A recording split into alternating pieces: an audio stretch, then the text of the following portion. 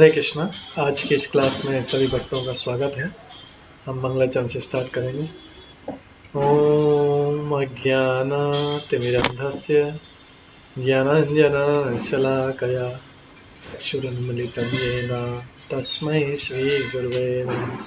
श्रीचैतन्यमनोभीष्टं स्थापितं येन भूतले स्वयं रूप कदा मह्यं ददाति स्वपदान्तिकम्।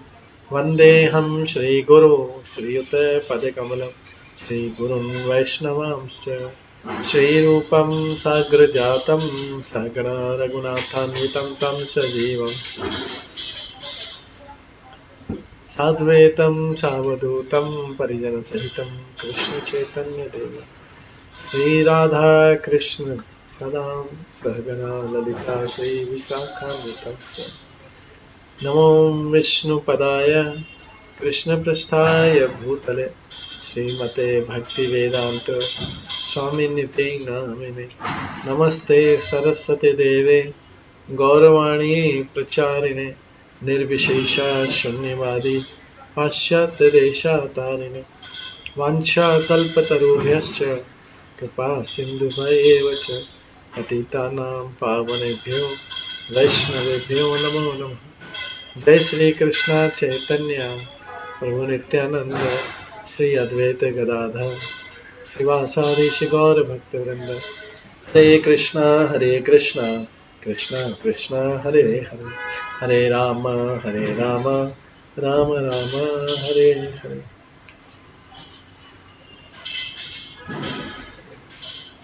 ओम नमो भगवते वासुदेवाय। ओम नमो भगवते वासुदेवाय। ओम नमो भगवते वासुदेवाय। नारायणं नमस्कृत्य नरं चैव नरोत्तमं देवीं सरस्वतीं व्यासं ततो जयमुदीरयेत्। नष्टप्रायेषु भद्रेषु नित्यं भागवतसेवया भगवती उत्तमश्लोके भक्तिर्भवति निस्थिति। कृष्णाय वासुदेवाय देवकी नंदनाय च नन्दगोपकुमाराय गोविन्दाय नमो नमः। सर्ववेदान्तसारं हि श्रीभागवतम् इष्यते तदर्थामृतातृप्तस्य नान्यत्र स्याद्रतिः क्वचित्। आराध्यो भगवान् ब्रजेश रम्यस्तदधाम वृन्दावनम् रम्या काचिदुपासना ब्रजवधूपनिधेन या कल्पिता। श्रीमद्भागवतं प्रमाणम् अमलं प्रेमपुमात्मम् श्रीचैतन्यमहाप्रभुमतम् इदं तत्रादरो न परम्। मूकं करोति वाचालं पङ्गुलङ्घयते गिरिं यत्कृपातमहं वन्दे परमानन्दमाधवम्।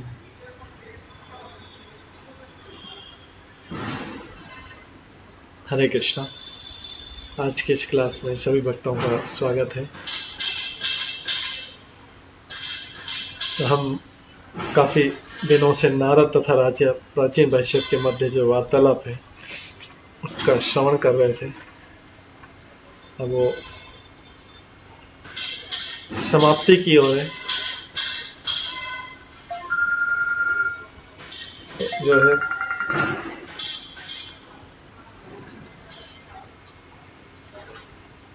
मैत्रेय मुनि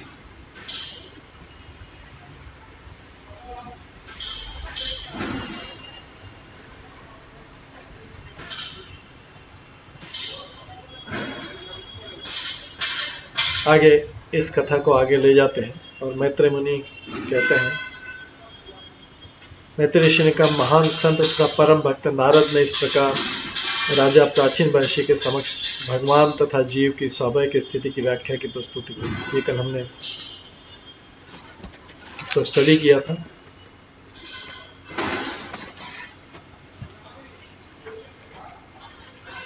और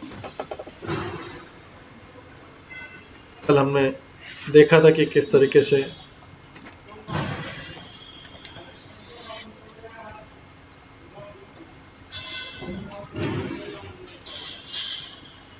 मैत्रेय मुनि बुधिर को विदुर को बोलते हैं कि जो कोई जीव के आध्यात्मिक अस्तित्व को समझने से संबंध नारद द्वारा कहे गए इस आख्यान को सुनता है या ऐसे अन्यों को सुनाता है, वो देहात्म बुद्धि की अवधारणा से मुक्त हो जाएगा।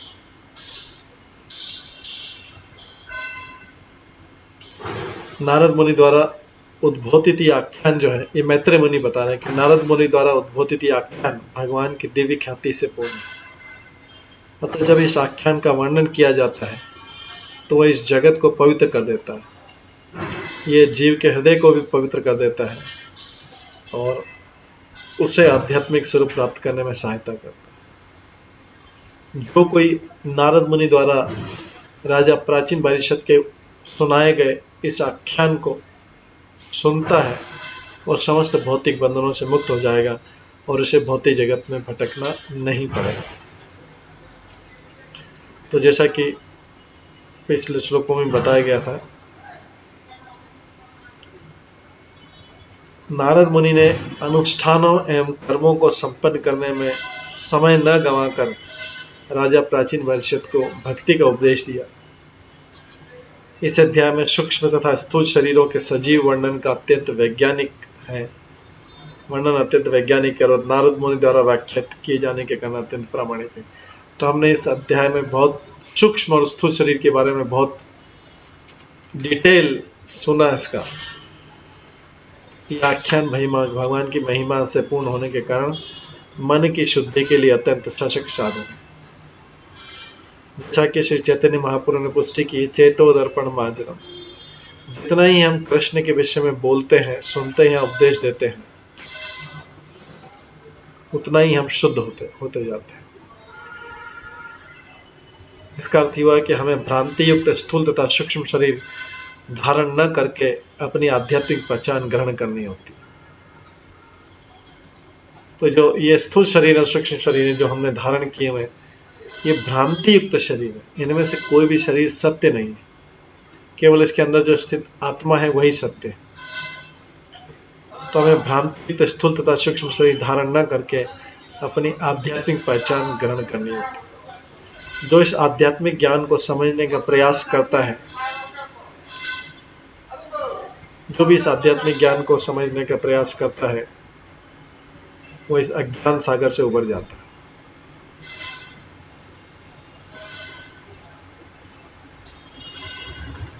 जो ब्रह्मलोक के वासी होते हैं, जहाँ पे ब्रह्मा जी निवास करते हैं, ये 4 कुमार जो हैं वो भी ब्रह्मलोक में जो है वहाँ पे निवास करते हैं, सत्यलोक में। ऐसे ही नारद मुनि भी सत्यलोक में एक सिद्ध लोक जगह है, वहाँ पे निवास करते हैं। तो जो ब्रह्मलोक के निवासी होते हैं वो वहाँ पे भगवान के ऐसे ही आख्यानों की चर्चा करते हैं जो नारद मुनि ने राजा प्राचीन परिषद को समझाया,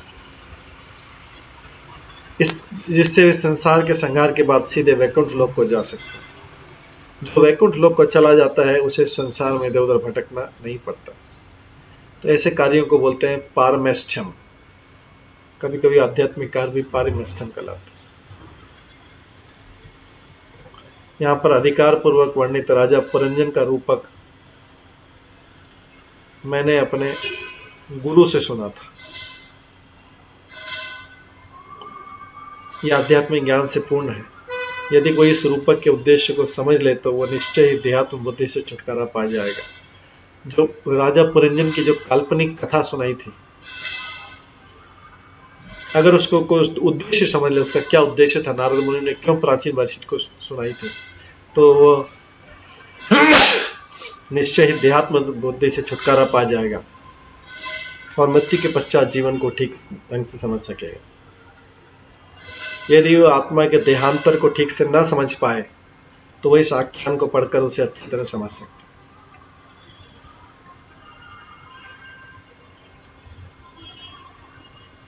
तो अगर कोई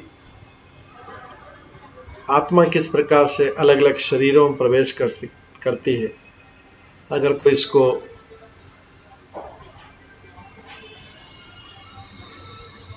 न समझ पाए तो इस आख्यान को, इस कथा को सुनने से वो समझ पाएगा।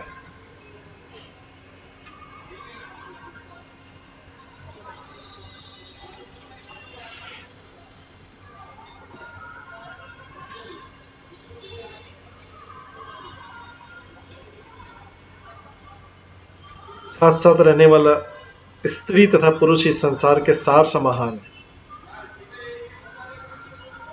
पारंपरिक मेल जोल का यह सिद्धांत जो है सभी जीवों पर लागू होता है।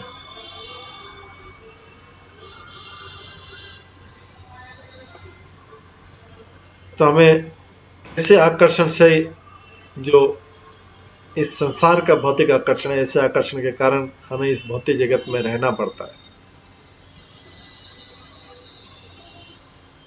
आगे इसमें भागवतम के 5वें स्कंद के 5वें अध्याय में बोला गया, पुंसम स्त्रिया मिथुनी भाव, पुंसम स्त्रिया मिथुनी भाव में तम तयो मिथो हृदय गंथि माहु अथोग्र क्षेत्र सुताप्त वित्ते जनस्य मोहयम अमेति। प्रत्येक व्यक्ति इस जगत में इंद्रिय तत्व के प्रति आसक्त होकर आता है।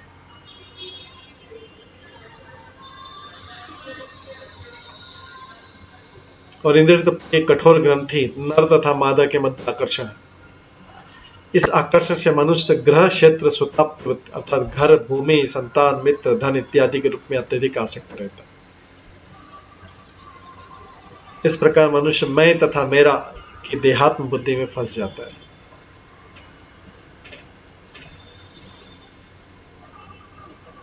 किंतु यदि राजा पुरंजन की कथा को समझता है और यह भी समझता है कि किस प्रकार काम वासना के कारण वह अगले जन्म में उसको स्त्री बनना, पुरंजन स्त्री बना, तो मनुष्य को देहांतर की क्रिया भी समझ में आ जाएगी।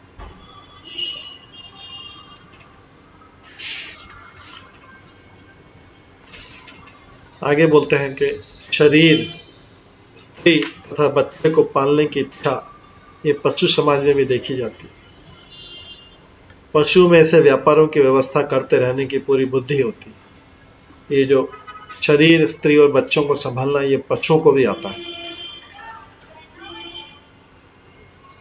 ये कला पशुओं में भी देखी जाती है। तो ये कोई विशेष कला नहीं है। पशु में ऐसे व्यापारों की व्यवस्था करने की पूरी बुद्धि रहती है। ऐसा व्यापार, शरीर को संभालना, बच्चों को संभालना, परिवार को संभालना, ऐसा व्यापार उनको भी आता है। पशु लोग भी अपना व्यापार संभालते, अपना परिवार संभाल लेते हैं। यदि मनुष्य इसी बात में उन्नत हो तो फिर उसमें और पशु में क्या अंतर है? कोई अगर ये सोचे कि मैं अपने परिवार को बहुत अच्छे तरीके से संभाल लिया तो मैं बहुत बड़ा बन गया, तो यहाँ पे नारद मुनि शिक्षा में, मैत्री मुनि में उसको बताते हैं, ऐसी शिक्षा तो पशु को भी आती है। पशु भी अपना जो परिवार पूरी तरीके से संभाल लेता है, अपना पत्नी और बच्चों को तो वो भी संभाल लेता है। तो अगर कोई मनुष्य बोलता है कि मैंने बहुत सक्सेसफुली, बहुत सफलता के पूर्वक इन चीज़ों को संभाल लिया, तो ऐसा कार्य तो पशु भी कर सकता। तो फिर मनुष्य और पशु में क्या अंतर है? मनुष्य को ये भली भांति समझ लेना चाहिए कि विकास प्रक्रम में अनेकानेक जन्मों के पश्चात ये मानव जीवन प्राप्त होता है। मनुष्य को ये नहीं समझना चाहिए कि जो पशु ने कर लिया बस मैंने भी उतना ही कर लिया, बराबर हो गया। तो फिर मनुष्य और पशु में क्या अंतर है? यहाँ पे बोला गया कि मनुष्य को तो ये योनि पशुओं से कई जन्मों के बाद जाके, करोड़ों करोड़ों जन्मों के बाद जाके मनुष्य योनि मिलती है। और कार्य अगर मनुष्य योनि पे भी मिलने पे भी वही कार्य किए जाए जो पशु करते हैं, तो फिर जो है क्या डिफरेंस है, क्या अंतर है?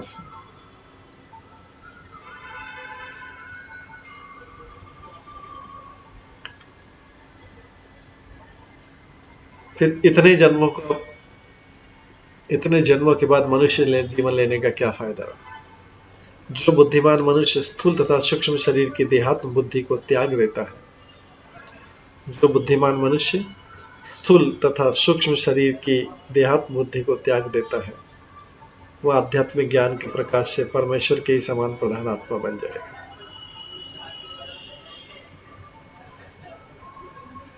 तो मनुष्य भी अगर पशु जैसा, क्योंकि पशु के पास भी सूक्ष्म स्थूल शरीर रहता है, मनुष्य के पास स्थूल शरीर रहता है,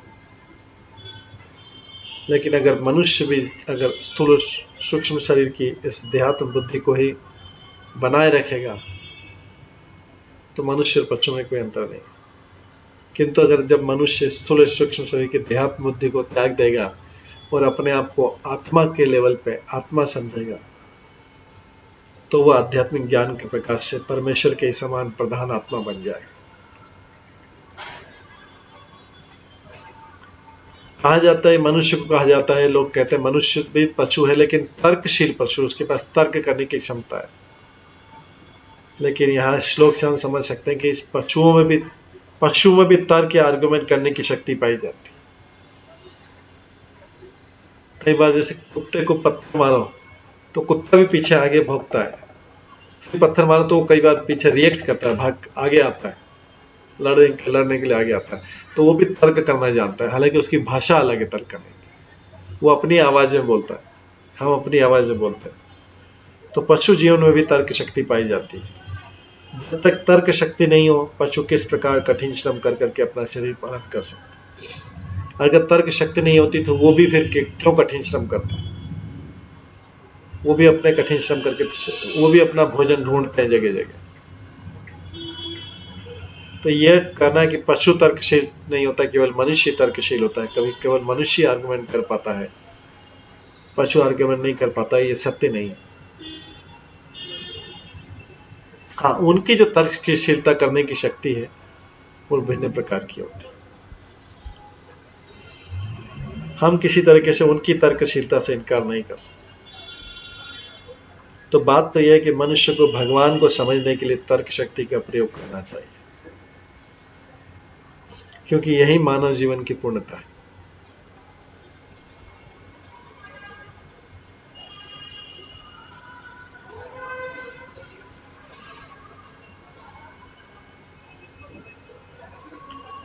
यदि जीव का विकास कृष्ण भक्ति में होता है, यदि जीव का विकास कृष्ण भक्ति में होता है और वो अन्यों पर दयालु होता है, और यदि उसका आत्म साक्षात्कार का आध्यात्मिक ज्ञान पूर्ण होता है, तो उसे संसार के बंधन से अविलंब मोक्ष प्राप्त हो जाएगा। तो 3 कंडीशन बताइए। यदि जीव का विकास कृष्ण भक्ति में होता है, जीव भक्ति में अपना विकास करता है। दूसरा, वो अन्यों पर दयालु होता है। दया करना मतलब खाली खाना पीना धन देना ही नहीं होता, खिलाना पिलाना धन देना ही नहीं होता। दयालु का मतलब है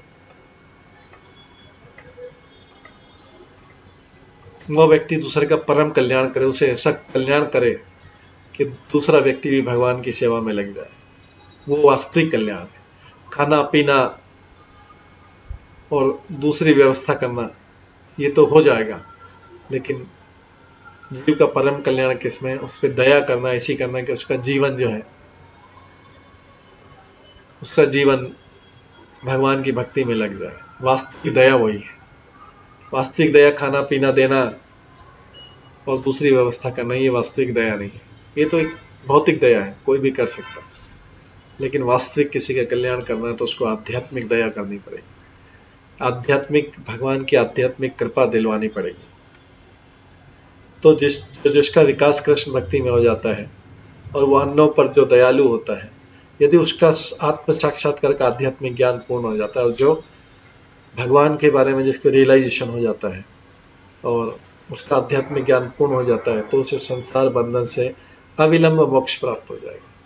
बिना किसी डिले के उसे संसार से मोक्ष प्राप्त हो जाएगा।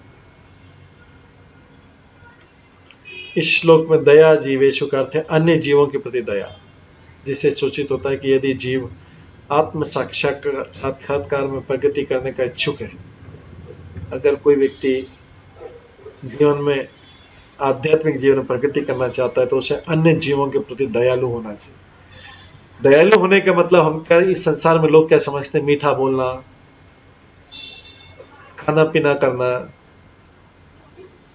और दूसरी भौतिक व्यवस्थाएं करना, किसी का विवाह करवा देना, ये करना, ये भौतिक दया जो है ये तो अस्थायी है, टेम्परेरी है इस भौतिक जगत की। लेकिन वास्तविक दया किसी के ऊपर, जीव के ऊपर अगर हमें करना है, तो उसको भगवान की भक्ति में लगाना, जिससे क्या है कि फिर से उसको इस जीवन में जो दुख आ रहे हैं, दुख आ रहे हैं, इवन सुख भी, चाहे दुख आ रहे हैं चाहे कष्ट आ रहे हैं किसी प्रकार के, वो फिर से झेलना नहीं पड़े।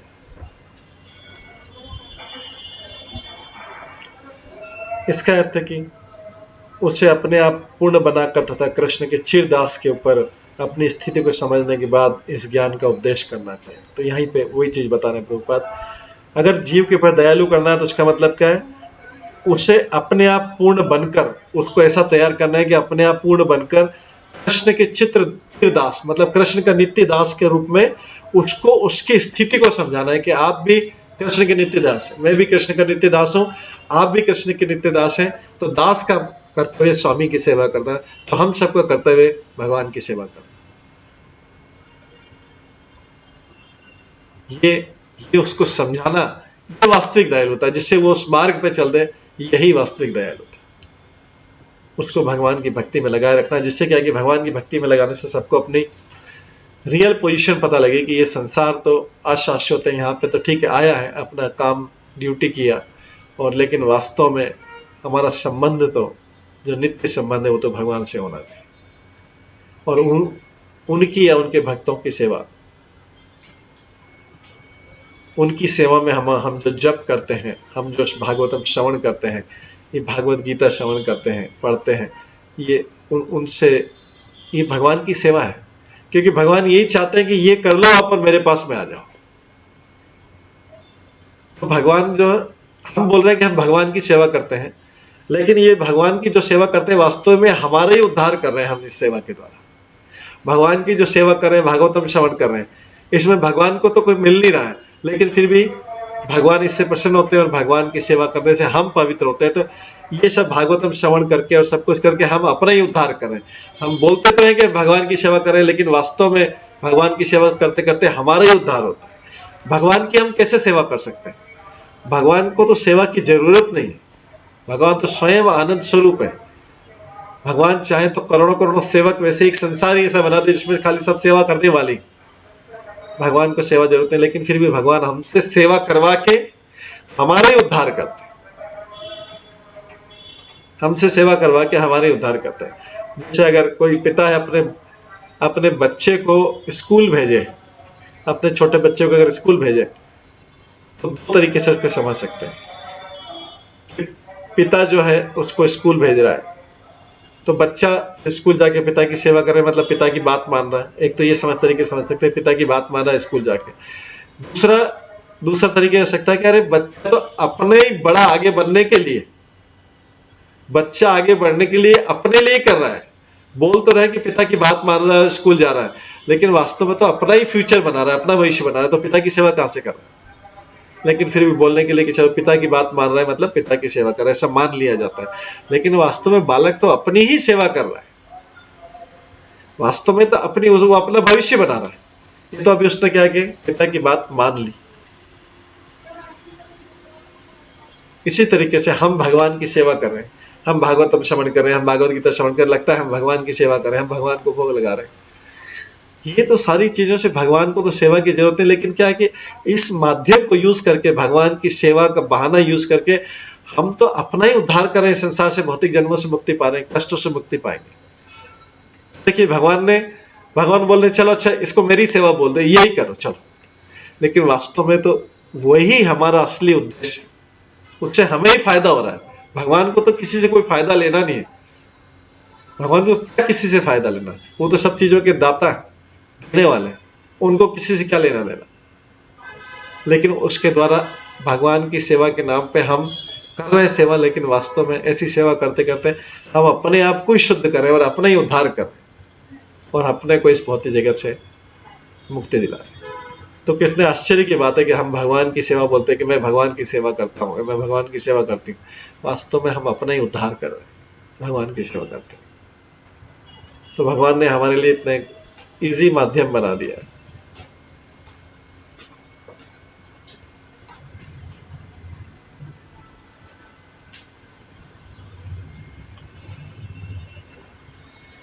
तो जीव को भगवान के नित्य दास के रूप में अपनी स्थिति को समझने के बाद इस ज्ञान का उपदेश करना चाहिए। इसका उपदेश करना ही जीवों के प्रति वास्तविक दया दिखाना है।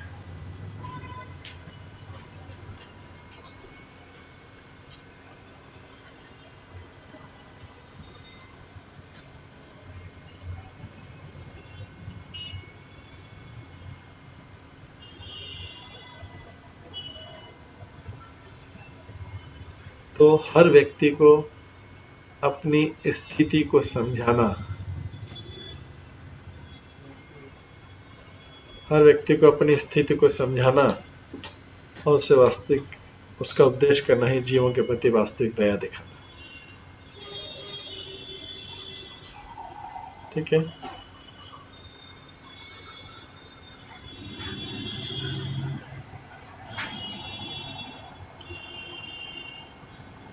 वास्तविक दया है, क्योंकि अन्य प्रकार की जो भी दया करना जो है, अन्य प्रकार की दया करने से शरीर के लिए कुछ क्षणिक लाभ हो सकता है शरीर के लिए, लेकिन आत्मा के लिए कोई लाभ नहीं हो सकता। वास्तविक दया यही।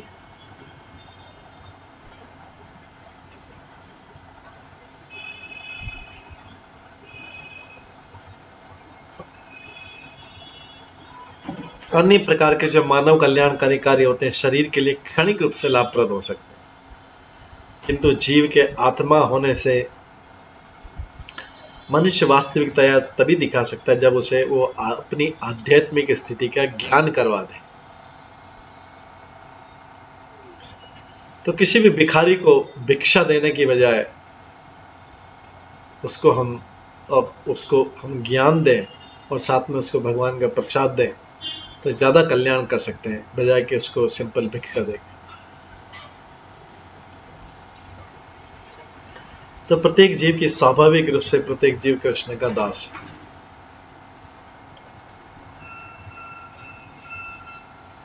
यदि कोई यह अनुभव कर लेता है कि वह कृष्ण का नित्य दास है, किंतु उसका उपदेश नहीं देता, तो भी उसका साक्षात्कार अधूरा है। अगर हमें पता लग जाए कि हम कृष्ण के नित्य दास हैं, लेकिन हम दूसरों को नहीं बता रहे हैं, तो भी हमारा साक्षात्कार अधूरा है। क्योंकि अगर हमें किसी चीज का पता लग गया और कोई चीज अच्छी है, हमको तो दूसरों को भी बताना चाहिए ना। तभी तो यह सिद्ध होगा कि हम जो है उससे कन्विंस है, उस फिलॉसफी से कन्विंस।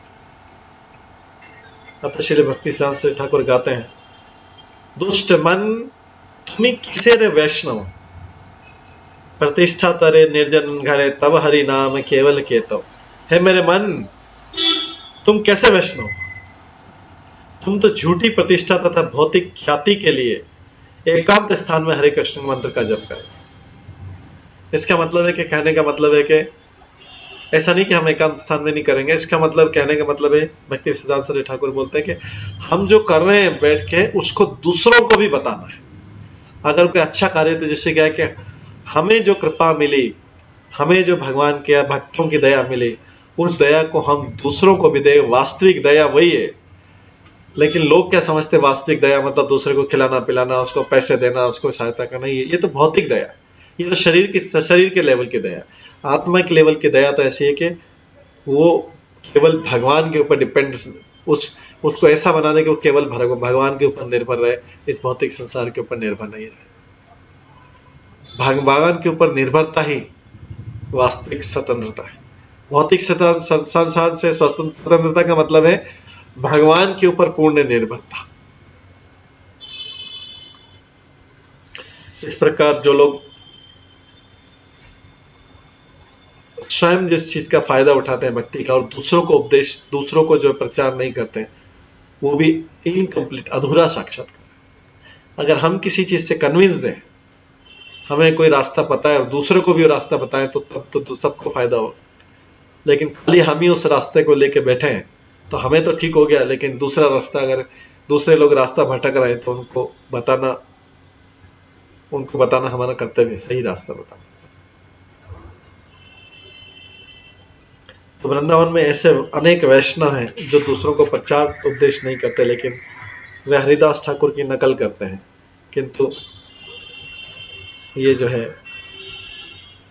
एकांत स्थान में उनके तथाकथित जप का वास्तविक फल ये होता है कि वे सोते हैं और बाकी सब चीजों की चिंता करते हैं।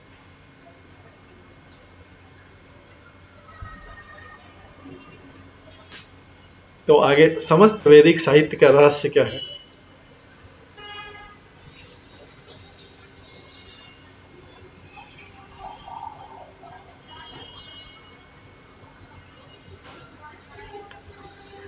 वास्तव में सारा संसार मात्र स्वप्न है, अतः भूत वर्तमान या भविष्य का तो प्रश्न नहीं उठता। हम इस संसार में भूत, पास्ट टाइम, पास्ट, प्रेजेंट और फ्यूचर का वर्णन करते हैं, लेकिन ये संसार तो स्वप्न ही है, स्वप्न मात्र है, तो उसमें भूत वर्तमान या भविष्य का तो कोई प्रश्न ही नहीं उठता। जो लोग कर्म कांड पर विचार करते हैं, इसका तात्पर्य है कि सकाम कर्मों द्वारा भविष्य के लिए, सुख के लिए कार्य करते हैं, वे भी स्वप्न देखते हैं। तो उस तरह राजा प्राचीन परीक्षित जो है स्वप्न ही देख रहा था। इस तरह हमारे गत सुख भी स्वप्न है, वर्तमान सुख भी स्वप्न है, और वास्तविक चीज क्या है? वास्तविक चीज तो है कृष्ण की सेवा। कृष्ण की सेवा ही वास्तविक सेवा है, जो हमें माया के चंगुल से बचा सके।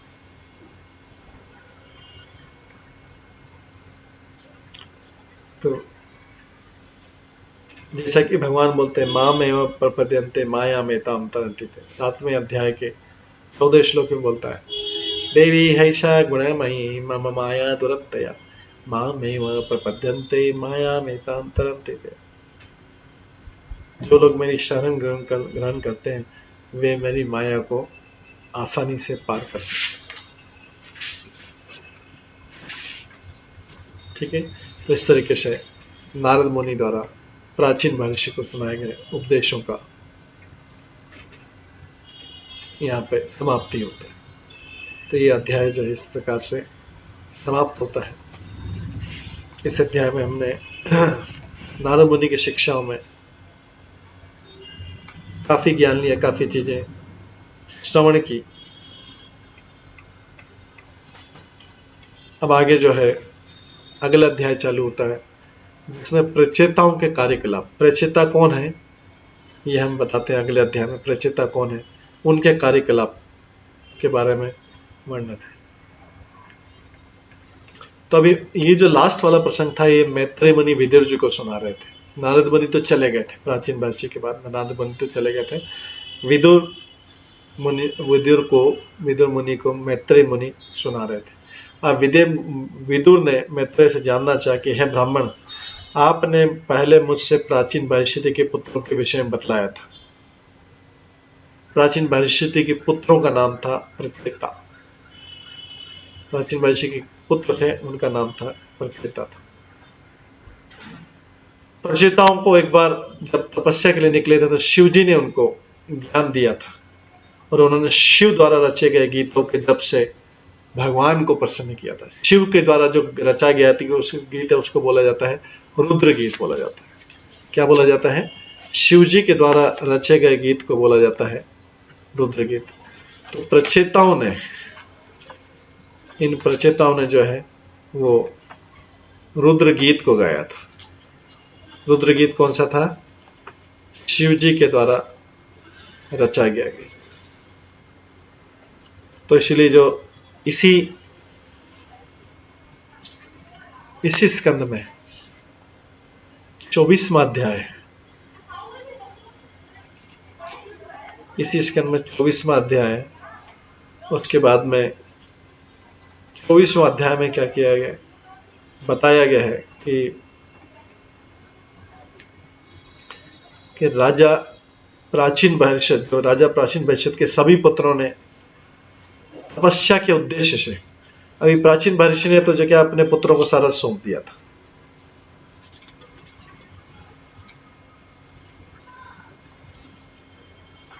ये जो है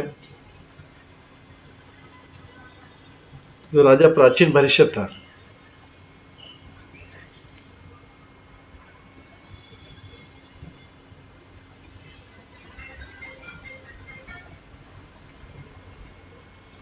राजा प्राचीन महर्षि के पुत्र थे, उनका नाम था प्रचेता। तो राजा प्राचीन महर्षि जो क्या किया, कपिल, हमने जैसे पहले बताया था, राजा प्राचीन महर्षि ने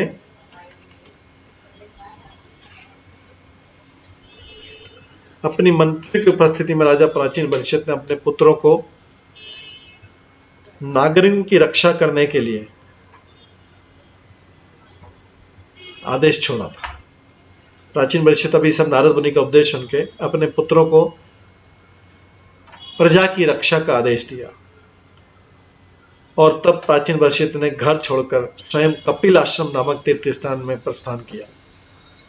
जब नारद मुनि ने सारा व्याख्यान सुना दिया तो नारद मुनि तो चले गए थे, लेकिन राजा प्राचीन परीक्षित को उपदेश दे गए।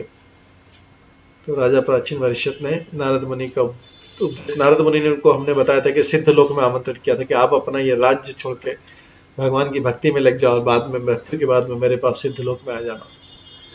तो अपने मंत्री की उपस्थिति में राजा प्राचीन परीक्षित ने अपने पुत्रों को नागरिकों की रक्षा करने के लिए आदेश छोड़ दिया था कि आप इसको संभालो।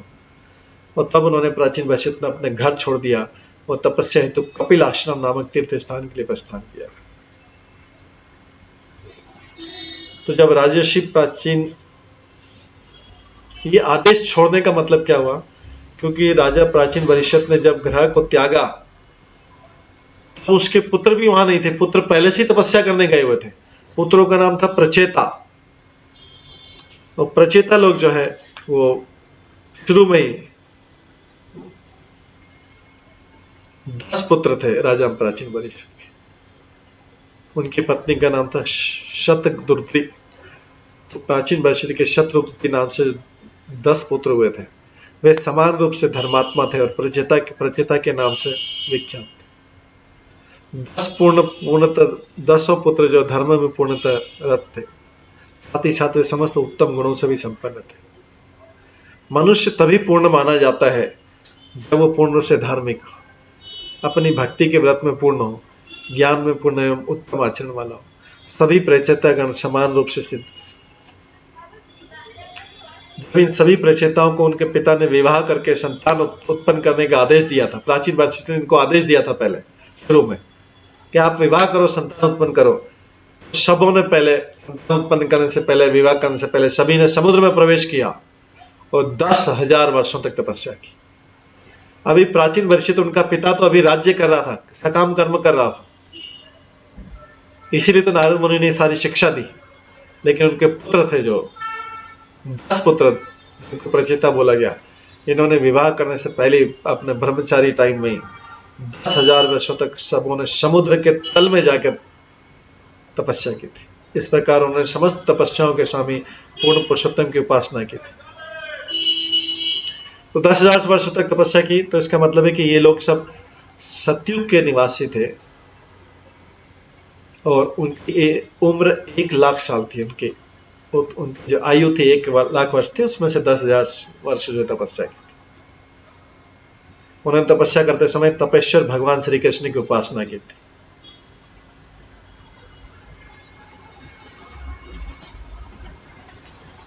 इसके बाद में क्या हुआ था, ये सब प्राचीन वैश्य के पुत्र की उसकी कहानी हो गई। जब प्राचीन वैश्य के सभी पुत्रों ने तपस्या करने के उद्देश्य से घर छोड़ दिया था, तो रास्ते में शिवजी मिले थे। तो पुत्र पहले तपस्या करने जा रहे हैं, पिता भी भोग में डूबा हुआ है। पुत्रों ने 10,000 तपस्या, जब तपस्या करने जा रहे थे तो रास्ते में उन्हें शिवजी मिले थे। शिवजी ने उन्हें अत्यंत कृपा करके परम सत्य भगवान के विषय में बताया। प्राचीन वैश्य के सभी पुत्रों ने उनके उपदेशों को, शिवजी के उपदेशों को अत्यंत सावधानी से तथा मनयोग से जपते तथा पूजा करते उनके विषय में ध्यान किया। इन प्रचेताओं ने ध्यान किया इस तरीके से।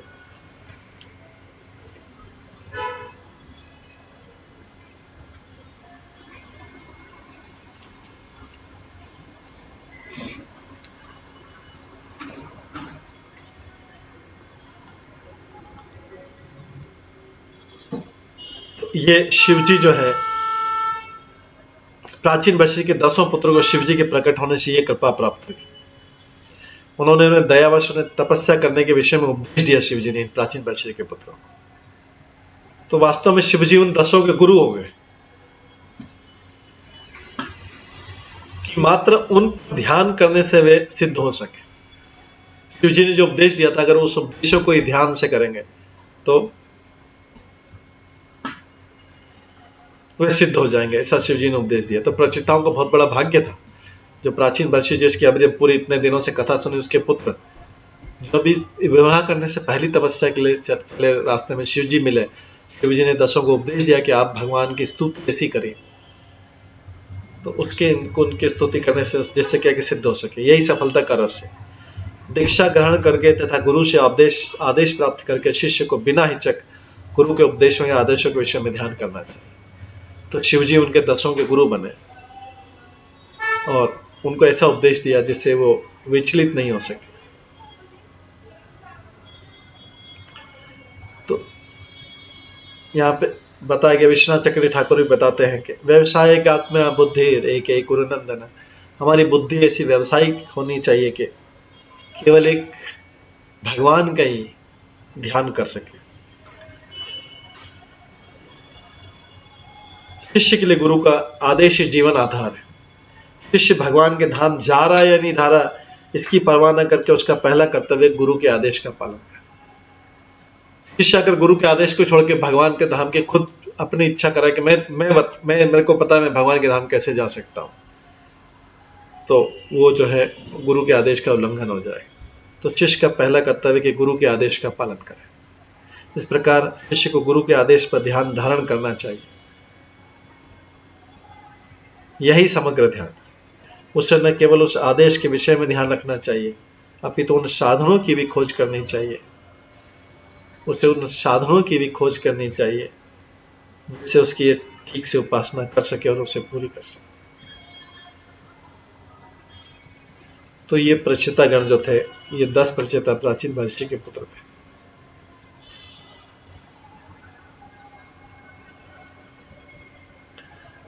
तो देखिए, इनको जो है शिवजी के दर्शन हो गए प्रचेताओं को, और शिवजी उनके गुरु बन गए। शिवजी अत्यंत शक्तिशाली देवता हैं, वे तो भगवान के सबसे बड़े भक्त माने जाते हैं। अत्यंत शक्तिशाली देवता है और सभी वैष्णवों में श्रेष्ठ वैष्णव माने जाते हैं। शिवजी 12 महाजनों में से एक है। जैसे ब्रह्मा जी से ब्रह्म संप्रदाय चलता है, उसी तरीके से शिवजी से भी रुद्र संप्रदाय चलता है।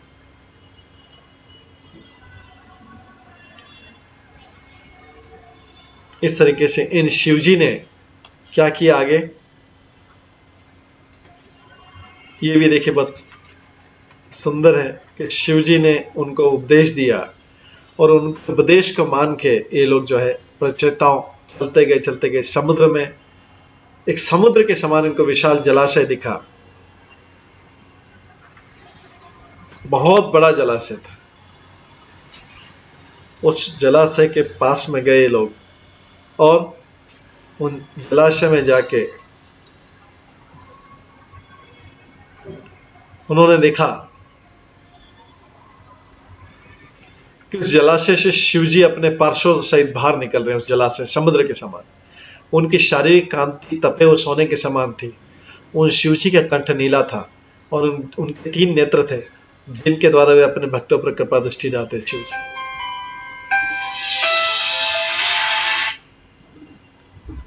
उनके साथ अनेक गंधर्व गायक थे जो उनका गुणगान कर रहे थे। जो ही प्रचेताओं ने शिवजी को देखा, उन्होंने तुरंत ही कुतूहलवश उन्हें नमस्कार किया और उनके चरणों पर गिर पड़े। तो शिवजी के साथ हमेशा गंधर्व तथा किन्नर लोक के निवासी रहते हैं। ये सब संगीत में बहुत एक्सपर्ट होते हैं और निरंतर शिवजी की पूजा करते रहते हैं और अत्यंत दयालु होने के कारण शिवजी आशुतोष कहलाते हैं। देवताओं में से शिवजी को निम्न वर्ग के लोग भी प्रसन्न कर लेते हैं और उन्हें केवल बेलपत्र चढ़ाने तथा नमस्कार करने की आवश्यकता है। इसी प्रकार उनका नाम आशुतोष है। इसका मतलब तुरंत प्रसन्न हो जाते हैं। तो शिवजी प्रचेताओं को देखकर अत्यंत प्रसन्न हुए, क्योंकि सामान्यतः शिवजी पवित्र तथा सदाचारी पुरुषों के रक्षक है। तो प्रचेताओं से जो राजकुमार थे, राजा प्राचीन वैश्य के 10 पुत्र थे, वे शिवजी उनसे इस प्रकार बोले। शिवजी बोले, तुम सभी प्राचीन महर्षि के पुत्र हो, तुम्हारा कल्याण हो। मैं जानता हूं तुम क्या करने जा रहे हो, अतः मैंने तुम पर कृपा करने के लिए अपना दर्शन दिया। तो शिवजी बोल रहे हैं, मैं तुमको इसलिए दर्शन दे रहा हूं कि मैं तुमको बताना चाहता हूं कि तुम तपस्या करने जा रहे हो और मैं तुमको बता देता हूं कि तुम भगवान की तपस्या किस प्रकार से कर सकते हो। तो शिवजी आगे उनको जो है उपदेश देते हैं और इस तरीके से उपदेश शिवजी द्वारा की गई स्तुति का ये लोग गान करते हैं और उसको बोलते हैं रुद्र गीत बोलते हैं। ये अभी हम जो है अगले 1-2 अध्याय के अगले 1-2 दिनों में जो है रुद्र गीत स्टार्ट करेंगे, जो शिव जी द्वारा किया गया स्तुति गान है, और उसी को जो है ये प्रचेता लोग गाते हैं और भगवान को प्रसन्न करते हैं। इस तरीके से शिव जी ने उनको भगवान के कैसे प्रसन्न करते हैं, भगवान के इस रुद्र गीत के बारे में बताया गया। तो हम इसके बाद वाले अध्यायों में इन रुद्र गीतों को भी गाएंगे और इस तरीके से शिवजी ने जो स्तुति गाई भगवान की, शिवजी उसी स्तुति राजकुमारों को, जो प्रचेताओं को जो है, प्रचेताओं को बोलते हैं, राजकुमारों मैंने तुम्हें जो स्तुति गाकर सुनाई, जिसको रुद्र गीत बोलते हैं, जिसको हम पढ़ेंगे अभी आगे, मैंने तुम्हें जो स्तुति गाकर सुनाई वो परमात्मा स्वरूप भगवान को प्रसन्न करने के लिए वो स्तुति थी। मैं तुम्हें इस स्तुति को गाने की सलाह देता हूं क्योंकि ये बड़ी से बड़ी तपस्या के समान प्रभावशाली है। इस प्रकार तुम जब सब परिपक्व हो जाओगे तो तुम्हारा जीवन सफल होगा और तुम्हें सारे अभिष्ट लक्ष्य प्राप्त होंगे। और इस तरीके से जो है शिव जी ने इन प्रचेताओं को, प्राचीन वर्षी के 10 पुत्र को ये रुद्र गीत सुनाया था। और आगे प्राचीन वर्षित ने उसी रुद्र गीत के, प्राचीन वर्षित के पुत्र जो प्रचेता था, 10 प्रचेता, ये भागवत में प्रचेताओं का नाम कई बार आता है, तो ये ध्यान रखना है, प्रचेता जो है प्राचीन वर्षी के पुत्र है और ये सब पृथु वंश में आ रहे हैं। पृथु वंश में आ रहे हैं क्योंकि पृथु का पुत्र थे, तो पुत्र के फिर पुत्र थे, और उसमें ये प्राचीन वर्षित और फिर उनके पुत्र प्रचेता थे। तो इस प्रकार जब तुम पवित्र हो जाओगे, तुम्हारा जीवन सफल हो जाएगा और तुम्हारे सारे अभिष्ट लक्ष्य प्राप्त हो जाएंगे। तो शिव जी ने एक उनको मंत्र के समान ही जो है रुद्र गीत दिया था। उस रुद्र गीत का ध्यान करते करते तो जब प्रचेता, जब प्राचीन वर्षित अपना, हम फिर से आते हैं इस पे, जब नारद मुनि प्राचीन वर्षित को छोड़ के सिद्ध लोग चले गए, प्राचीन वर्षित से बोला कि आप जंगल में चले जाओ, तो प्राचीन वर्षित जब जाने लगा तो उसके पुत्र थे नहीं वहां पे, पुत्र तो पहले से भी तपस्या के लिए चले गए, अभी तक वापस नहीं आए, लेकिन प्राचीन भविष्य को तो जाना था, तो पुत्रों के लिए एक आदेश छोड़ दिया, लिखित आदेश छोड़ दिया, अपने मंत्रियों से बोल दिया। तब उसने घर छोड़ दिया प्राचीन भविष्य ने और वो कपिल आश्रम नामक तीर्थ स्थान के लिए चला गया। तो राजा प्राचीन भविष्य अब नारद मुनि के उपदेश इतना प्रभावित हुआ था, उसने अपने पुत्रों के आने का कोई इंतजार नहीं किया। 10 पुत्रों की तपस्या में गए थे, 10,000 साल तपस्या कर रहे, उसने खाली लेटर छोड़ दिया और राज्य को भी छोड़ के चला गया। राज्य उसके मंत्री लोग चला रहे, पुत्र है नहीं, 10 पुत्र है लेकिन पुत्र है नहीं राज्य संभालने के लिए, वो पहले से तपस्या में निकले। तो अब प्राचीन वैश्य के ऊपर उसका इतना प्रभाव पड़ा, प्राचीन वैश्य के ऊपर इतना प्रभाव पड़ा कि वो नारद मुनि के उपदेशों का इतना प्रभाव पड़ा कि वो तुरंत जो है छोड़ के चले।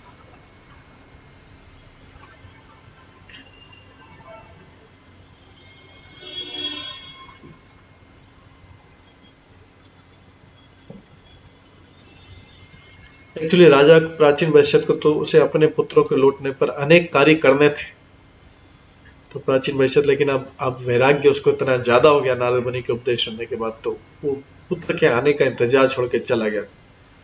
राज्य कौन संभाले, उसने इस चीज की चिंता नहीं की, उसने केवल उनके लिए संदेश छोड़ दिया था। उसने जान लिया था कि अब उसका मुख्य कर्तव्य क्या है।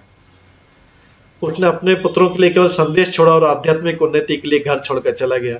यही वैदिक सभ्यता की विधि, किसी भी चीज का इंतजार नहीं करने की जरूरत है। तो यहाँ पे श्रीधर स्वामी बताते हैं कि जो कपिल आश्रम जहाँ पे राजा प्राचीन वरिष्ठ गया था, गंगा नदी तथा बंगाल की खाड़ी, बे ऑफ बंगाल, जो हम गंगा सागर में है, वहां पे जिसे हम गंगा सागर कहते हैं। आज भी यह स्थान तीर्थ यात्रा के लिए प्रसिद्ध है और मकर संक्रांति के दिन प्रतिवर्ष लाखों लोग यहाँ पर गंगा सागर में आकर स्नान करते हैं। इसका नाम कपिल आश्रम इसलिए है क्योंकि यहाँ पर भगवान कपिल ने रहकर तपस्या की थी। इस तरह कपिल आश्रम में तपस्या करके राजा प्राचीन वरिष्ठ ने समस्त भौतिक उपाधियों से पूर्ण मुक्ति प्राप्त कर ली थी और वो भगवान की दिव्य प्रेमा भक्ति में निरंतर लगा रहा और गुणात्मक दृष्टि से भगवान के समान ही आध्यात्मिक पद पर पहुंच गया था प्राचीन वरिष्ठ। तो इस तरीके से नारद मुनि ने प्राचीन परिषद का किस तरीके से उद्धार करवा दिया। तो हे विदुर, जो कोई जीव के आध्यात्मिक अस्तित्व को समझने वाले नारद मुनि के द्वारा कहे गए इस आख्यान को सुनता है और दूसरों को सुनाता है, वो देहात्म बुद्धि की अवधारणा से मुक्त होकर उसको मोक्ष की प्राप्ति होगी, जिसको भी हमने सुना सारा के। तो इस तरीके से राजा जो प्राचीन परिषद प्रचेताओं को जो है आए इंतजार किए बिना चला गया। अब प्रचेताओं का क्या होता देखते। अब जब हमने देखा कि प्रचेताओं 10,000 की साल की समुद्र तल में तपस्या की, और क्या किससे भगवान को प्रसन्न किया? रुद्र गीत, जो शिव जी ने गीत बताया था।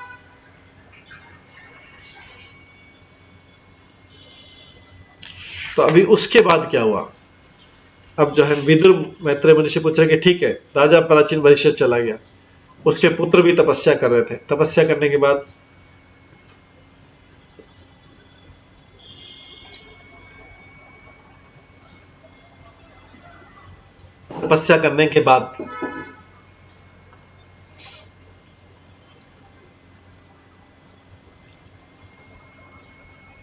उन पुत्रों ने क्या किया?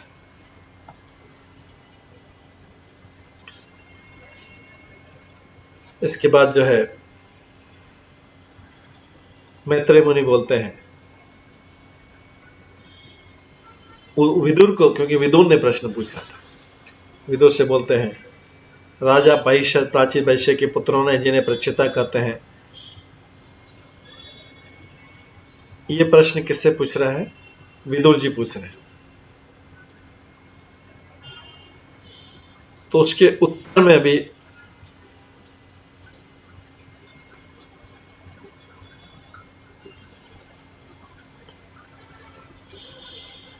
मैत्रेय मुनि बताते हैं,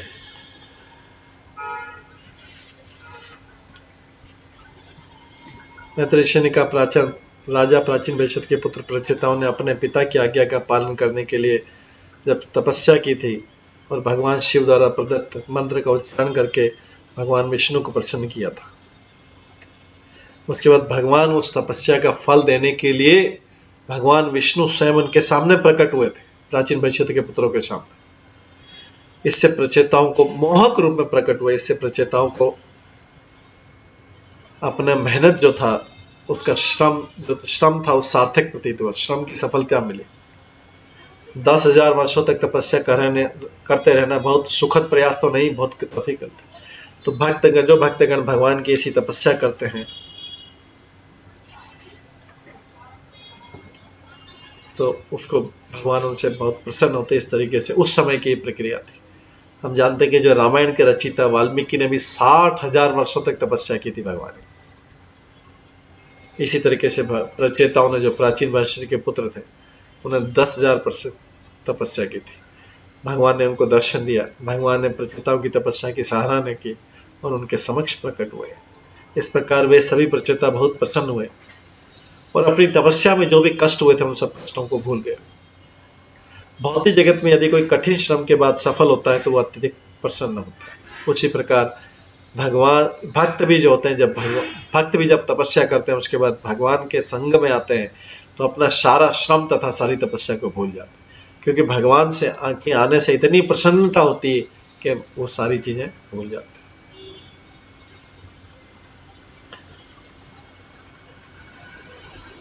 इस तरह भगवान ने उनको 6 महीने तक लगातार दर्शन दिए। उन्होंने केवल सूखी पत्तियां खाकर, केवल जल पीकर तथा निराहार रहकर, बिना कोई आहार लिए, केवल सूखी पत्तियां लेते, इस तरह कठिन तपस्या की थी। 6 मास के पश्चात भगवान का प्रत्यक्ष दर्शन कर सके थे। जब तपस्या पूरी होगी, जब उन्होंने भगवान का दर्शन किया तो सारी तपस्या भूल गए।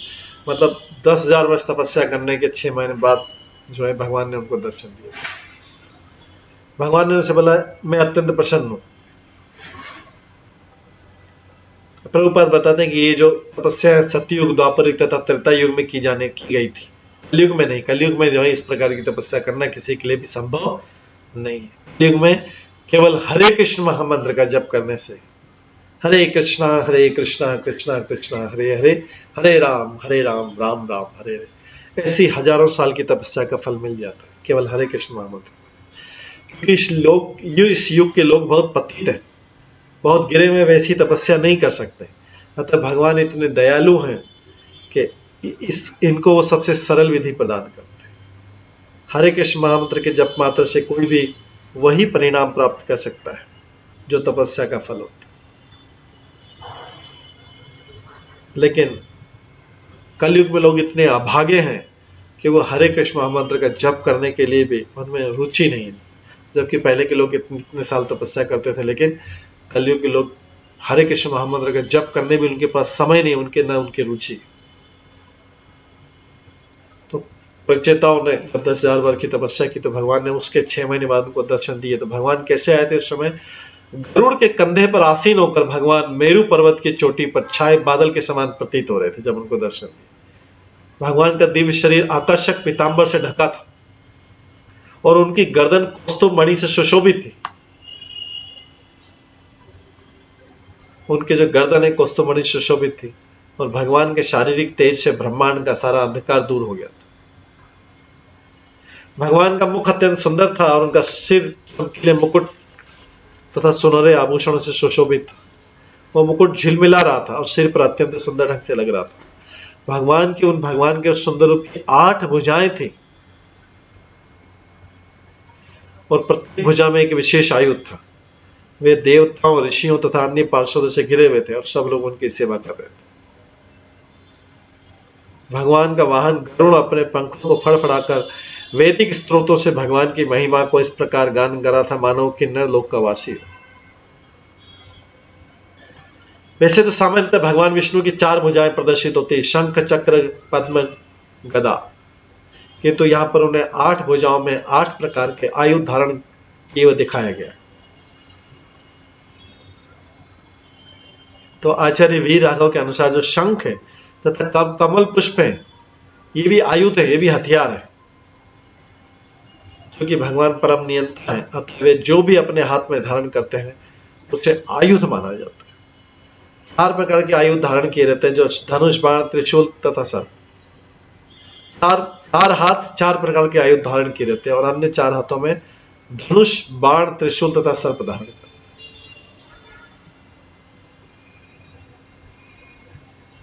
वीराघव आचार्य जो है वो शंख, चक्र, गदा, पद्म, शांग, शर इत्यादि को 8 आयुध बताते हैं। किसी राजा के साथ सदैव उसके मंत्री, सचिव तथा सेनापति होते हैं। इसी तरह भगवान विष्णु के साथ भी उनके सेवक, देवता, ऋषि, साधु इत्यादि रहते हैं। वे कभी भी अकेले नहीं रहते भगवान। अतः भगवान के निराकार होने का कैसे प्रश्न हो सकता है जो लोग भगवान को निराकार करें। भगवान स्वयं तथा उनके सभी पार्षद भी व्यक्ति और भगवान के साथ में आते हैं।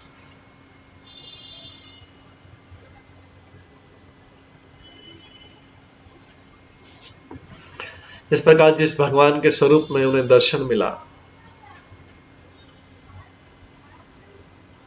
उसके बारे में और भी वर्णन है कि भगवान के गले के चारों ओर घुटने तक पहुंचने वाली फूलों की माला लटक रही थी। इतनी लंबी भगवान माला पहनते हैं। उनकी 8 बलिष्ठ तथा लंबी भुजाएं उस माला से विभूषित थी, जो लक्ष्मी जी की सुंदरता को चुनौती दे रही थी। माला है,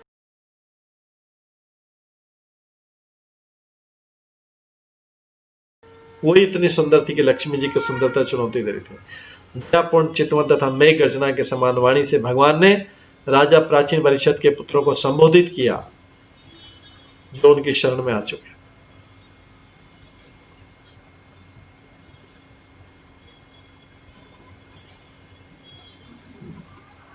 इस तरह भगवान उनको आशीर्वाद देने आए थे, राजा प्राचीन परिषद के पुत्र जो प्रचेता थे, 10 प्रचेता। भगवान ने उनसे प्रचेताओं से कहा, हे राजपुत्रों,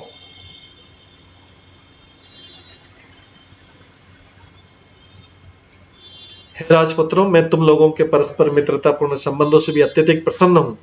तुम सभी एक ही कार्य भक्ति में लगे हो। मैं तुम लोगों की मित्रता से इतना अधिक प्रसन्न हूं कि मैं तुम्हारा कल्याण चाहता हूं। अब तुम जो चाहो वर्ष मांगो। तो इस तरीके से भगवान ने उन प्रचेताओं को दर्शन दिए। आगे हम देखेंगे कि भगवान किस तरीके से उन प्रचेताओं को दर्शन देके और आगे का चीज बोलते हैं। तो इस तरीके से आज हम प्राचीन भरती के उपदेश होना, प्राचीन भविष्यति को जो राजा प्राचीन भविष्यत को जो नारद मुनि ने उपदेश दिए थे, उसके बाद किस तरीके से प्राचीन भविष्यति के पुत्र जो है तपस्या करने चले गए थे और अभी तक लौटे नहीं थे, लेकिन फिर भी राजा प्राचीन भविष्यत जो है जंगल में चला गया था और वहां पे जो है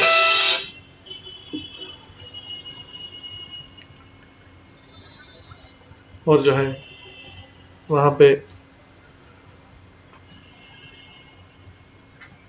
हेलो, हाँ, नहीं बात करनी, ठीक, 1 मिनट।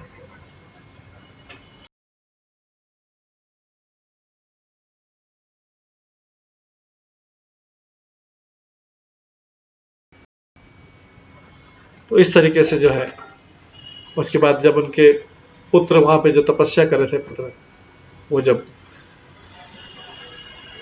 तपस्या कंप्लीट हुई तो भगवान ने उनको दर्शन दिया और अभी जो है भगवान उनसे प्रसन्न होके उनसे वर मांगने को बोल रहे हैं। तो आज हम यहीं पे, समय हो गया है, यहीं पे इसको विराम देते हैं। इसके बाद भगवान किस प्रकार का वर देते हैं उनको और वो किस प्रकार से प्रसन्न होते हैं, प्रचेताओं के कार्यकलाप, प्रचेताओं ने किस तरीके से अपने कार्यकलाप किए, ये प्राचीन वर्षिति के वंश के आगे चल रहा है, अगले वंश पे आगे, वो हम आगे के कथा में सुनेंगे। हरे कृष्णा। सभी भक्तों का बहुत बहुत धन्यवाद। सभी भक्तों के लिए हरे कृष्ण महामंत्र का जप करते हैं। हरे कृष्णा कृष्णा कृष्णा हरे हरे, हरे राम राम राम हरे हरे। आज हमको कथा को यही विश्राम देते हैं। आज भी हम प्रश्न नहीं ले पाएंगे क्योंकि अभी दामोदर अष्टकम चल रहा है तो उसका प्रोग्राम है। ठीक है, हरे कृष्णा। सभी भक्तों का बहुत बहुत धन्यवाद। हरे।